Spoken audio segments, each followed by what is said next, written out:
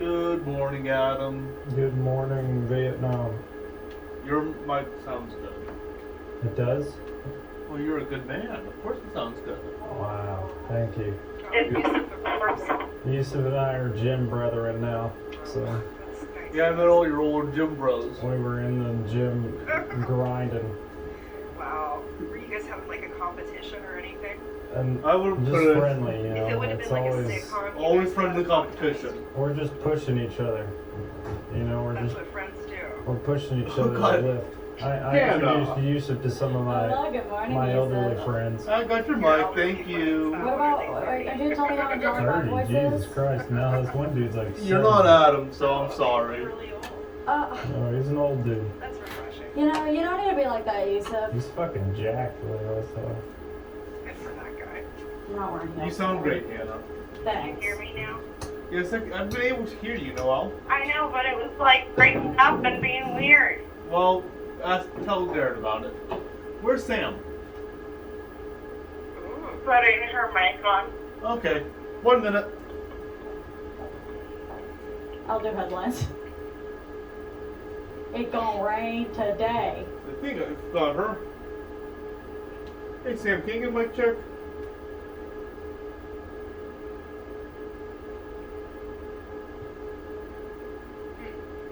Did she do it? No? Okie dokie. Oh, I think I've got something from her. I got her footsteps. Mic check. This is Sam. I've got you, Sam, if you can hear me. Alright. Sam's having IP issues again. Well, I've got her mic, so Nature of childhood grief. 30. To have your loved one She's like, online, use the talk. contact your Can you funeral hear me, home. Sam? Is your IP working or is it being funky as usual? It's a little funky, but I can kind of hear Usual. 15. The lead basic from behind. Get 0% financing for 10, 36 stand months by. at select road trams. WKBN 27, awarded best breaking news coverage in the Valley. Well, it is a mild and muggy morning with some showers around. Will the rain put a damper on your weekend plans? I have your forecast coming up. Day 2 of the NTSB's hearing in East Palestine has wrapped up. First News reporter Hannah Erdman has a special live report in minutes. Investigative, in-depth, local coverage starts now. This is WKBN 27 First News Saturday morning. Good morning and thank you for waking up with us. I'm Samantha Bender. And I'm meteorologist Adam Clayton. It's a little warm and muggy and damp out there, kind of different than a lot of the Saturday mornings that we've had here at WKBN. I know. I'm channeling the sunshine with my outfit today. Will we see any of the sun later on? Well, the sun's up. It's just blocked by all those clouds out there right now. This is what we're seeing right now. The YSU weather camera, wet roadways out there. I was definitely had the windshield wipers on as I was coming in.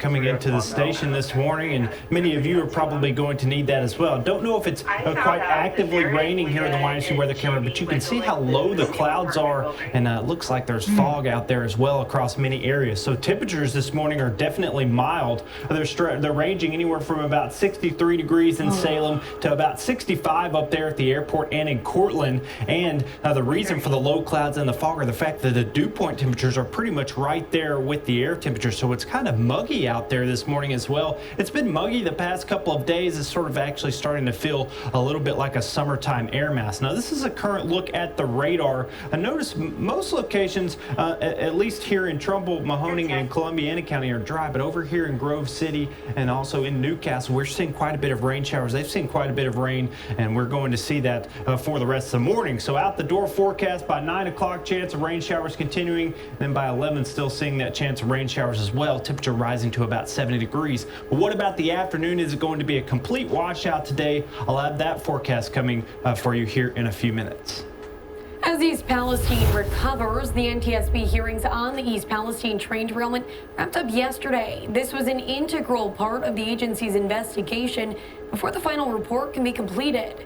First News reporter Hannah Erdman has followed the hearings the past 2 days. She joins us in the studio this morning, going in depth. Hannah.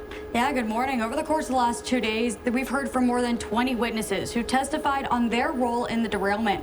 The first day really honed in on the communication amongst the parties that night of the derailment, plus learning why officials chose to vent and burn the tank cars. Now, yesterday, the investigation took a deeper look at the railroad company. It was broken down here into these three categories. The hot bearing detectors, which was the equipment they were really looking at. They also raised questions about the Norfolk Southern staffing.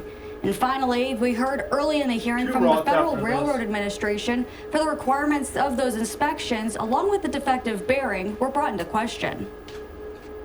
What type of inspections were performed on the first car to derail from when Norfolk Southern first received the car in Madison, Illinois, up to the train derailment in East Palestine? My understanding of the record, when Norfolk and Southern first received the car, there was no inspection done.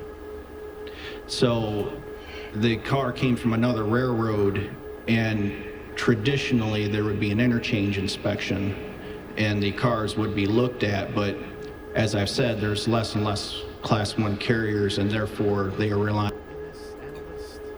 Now, Cox explained there is a different type of training required from each group. The train crews require less than the carmen. Now, Cox explained that the derailed car passed several checkpoints, which a safety inspector was not allowed to inspect the car. He said, too, that changes to the inspection regulations is important for rail safety, which is part of the bill that is currently being discussed in Congress. But this also brought up, as I mentioned, that issue of staffing at Norfolk Southern, and I'll go more in depth just ahead. Anna, thank you. Meanwhile, over in Washington, the bipartisan rail safety legislation is now stuck in the Senate. The bill is aimed at preventing derailments like the toxic train disaster in East Palestine. Ohio Republican Senator J.D. Vance is co-sponsoring the bill. He says he's working overtime to win over his GOP colleagues. We're trying to get as many Republicans as possible so that we give this thing a good amount of momentum to go into the House. Our news crews will continue to cover the train derailment aftermath in East Palestine, including the complete report from the NTSB when it's released. Look for those new details online and over on our WKBN mobile app. Meantime, a Warren man charged with sex crimes against a child has been found guilty on all counts. This is a previous picture of Francis LaCamera in court. He was convicted on a number of charges yesterday, including 9 counts of rape. According to police reports, the victim was a 13-year-old girl. Prosecutors had offered him a plea deal, but he refused. LaCamera faces possible life sentences when he heads back to court on July 5th. And a man was secretly indicted Thursday for having child porn. 32-year-old Dustin Bowman faces 9 charges, including pandering sexually oriented matter and 3 charges of illegal use of a minor in nudity-oriented material. Officers found images and videos, including a man raping a 4- to 5-year-old. Bowman's accused of taking part in the creation or publishing of the child pornography. The media was found last spring. His bond was set at $50,000. We're not sure yet when he'll be back in court. Remembering children of gun violence. Last night, a remembrance ceremony was held in Youngstown. Photos of children killed by gun violence and candles were set up in front of East High School. After each candle was lit, a minute of silence was held.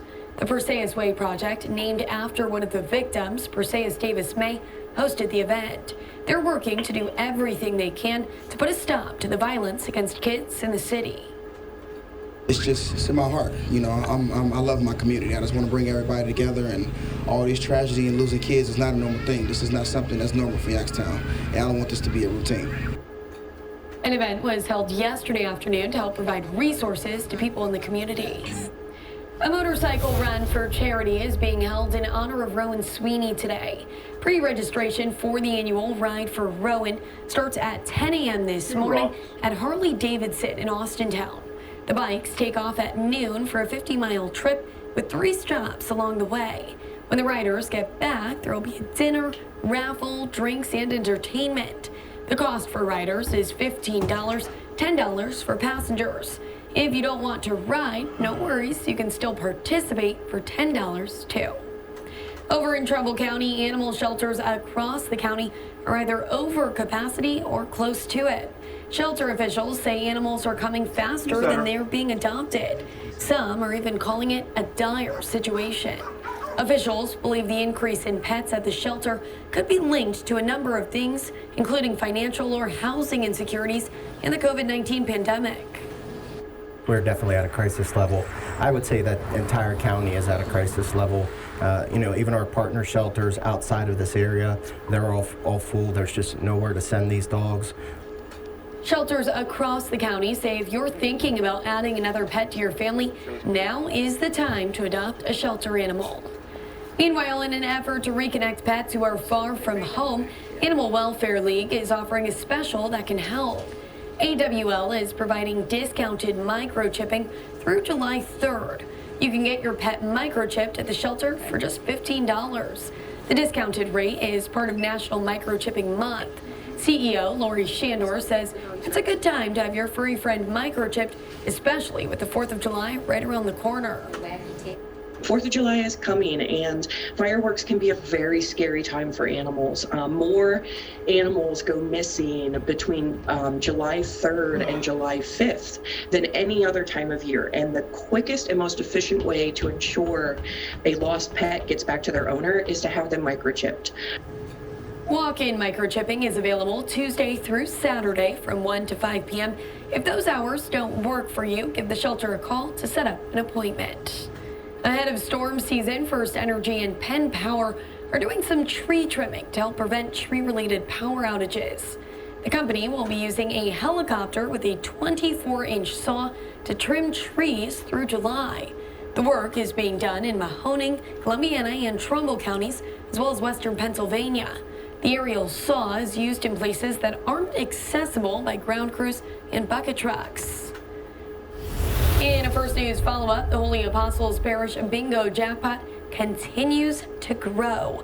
There was no winner again last night. The jackpot now moves to $19,200. The next session of bingo will be Friday, July 7th. Adam, you feeling lucky you're going to participate?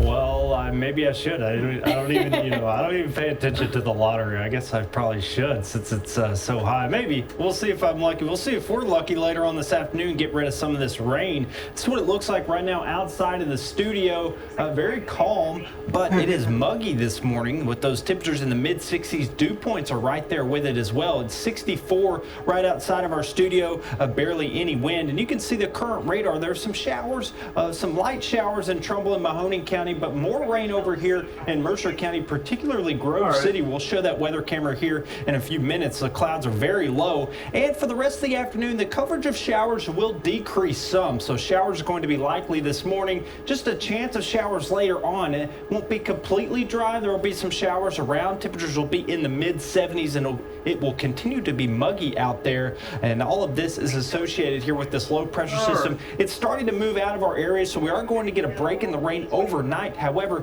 there's another storm system out here in the northern Great Plains that is going to begin to affect our weather, especially as we head into late tomorrow afternoon and into tomorrow night and to start the new week. So coming up here after the break, I'm going to give you a breakdown of this next storm system and how much rain it is going to bring to the valley. Coming up, your guide to events in the valley happening today. From the food vendors to the fun of the annual Girard Street Festival, the locally developed video game debuting at the Eastwood Mall GameCon this afternoon. Stay tuned. We'll fill you in on all of the excitement.